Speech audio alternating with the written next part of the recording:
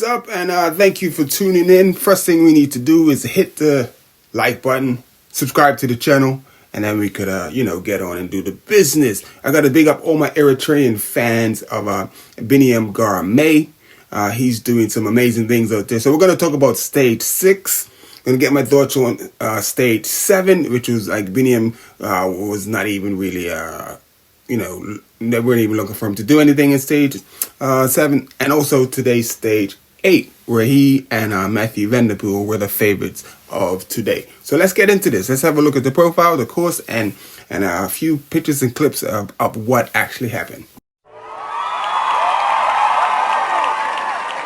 Here we go, stage 6. As we can see, stage 6 is a sprinter's stage. One little bump in the beginning, all of the sprinters are going to get over that with ease. And even if they don't, they got the whole day for the team to chase back and catch back on. So that ain't going to be a problem. Stage 6, sprinter stage. Here we go. So let's go straight to the finish of stage 6. 500 meters to go. Biniam Gourmet, as you can see. This time, he's actually in a pretty good position. He is behind... I don't know who the rider is behind, but the rider is behind Dumas. Dumas is behind his lead out man, and Cav is behind his lead out man. And behind Cav is, what's his name? Ewing. And there's Garme behind Ewing. So he's in a pretty good position. But what he didn't do this time is he didn't dart left and put himself on the barrier, which is a good thing for a change. He didn't stick himself on the barrier. So he was a bit more patient. It comes with the learning curve. He's learning. So he didn't, stick himself in the corner. Because if he did, he would have been in trouble again. So here's where he made a wise decision just to wait. As they move forward, as they advance forward, the rider that was directly in front of Biniam, he moves left.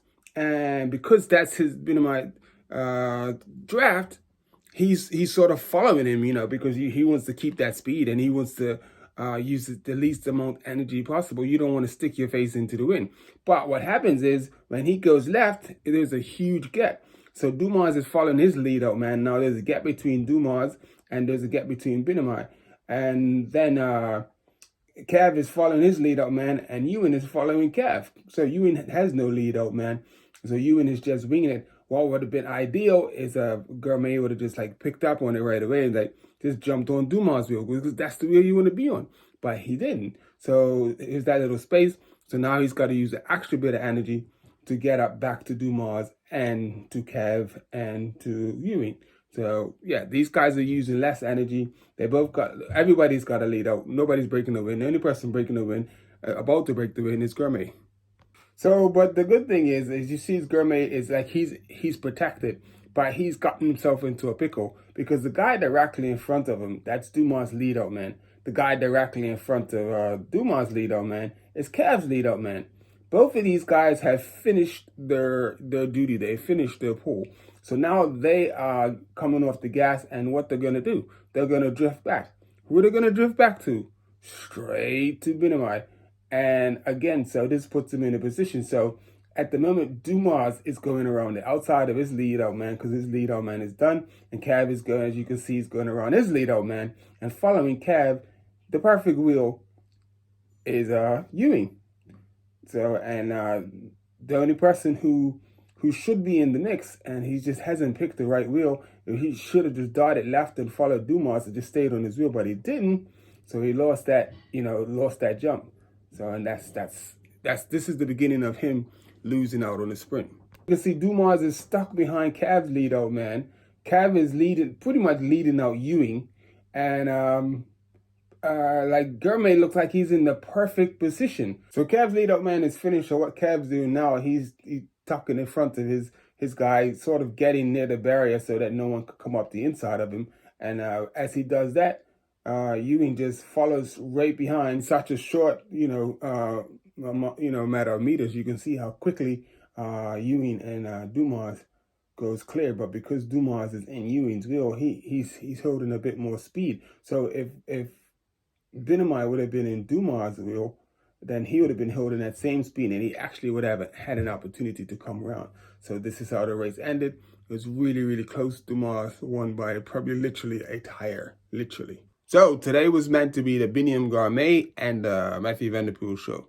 And actually it was. but they just didn't win the day. I mean, and just about everybody had, one of those two picked to win today's, because today's stage was like a classic race, was similar to the type of terrain that he won again, Ravelgum on. So, yeah, it was definitely his type of day. So basically, they both got into the break early. 20 riders worked hard. 40K to go. Matthew Vanderpool chucks in a massive attack, which of course the reaction. He wasn't able to get away, but then after he attacked, a couple riders counter-attacked and 5 riders went up the road. And Matthew Vanderpool and neither was Biniam Gourmet. None of them were in that group that went up the road. They got 30 seconds, 40 seconds, 45 seconds, and it just fluctuated between 45, 30 seconds. And it stayed like that until the last climb. Basically because the guys that were following, nobody wanted to help take Biniam and Matthew Vanderpool, because they're like, if we take any of these guys up, we ain't gonna win. They're gonna just dust us in the sprint. So they were reluctant to work with either two, Matthew Vanderpool and Biniam Gourmet. So that's just the effects of being the favorite and being the strongest. So basically, it took until the last climb, and not even on the climb, but on the descent, when Matthew Vanderpool and Biniam Gourmet finally got rid of the guys that were taking on. They got it down to 9 seconds, but it just wasn't. It was like a little bit too late, to get it done. So they both missed out, and then basically, and then even coming down into the last, like straight, Biniam Gourmet should have just worked the Vanderpool all the way to the finish, and he probably could have got even like third or second or whatever. He could have just caught those guys right at the line, and he could have got a few more a few more points for the sprinters for the Chiclamina, but he didn't. So he only got 14. So he got a total of 20 points or 22 points today. So it moved them up to 120. Arnaud Dumas is on 147. And so, yeah, so that's where he is. So we'll see how it goes. So tomorrow's stage is a really hard climbing stage. And the thing is that depending on how they take off on that first climb, that first, like, it's because it like goes up and then it keeps going up. So it depends on, like, the saying is going to be a mad start.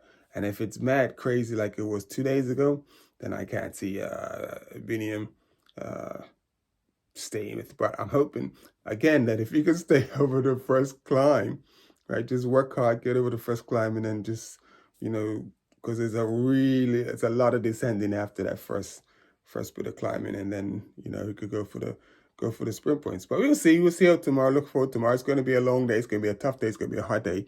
And I look forward to giving you a recap on stage 9. So that was stage 8. Biniam Gourmet finished 5th.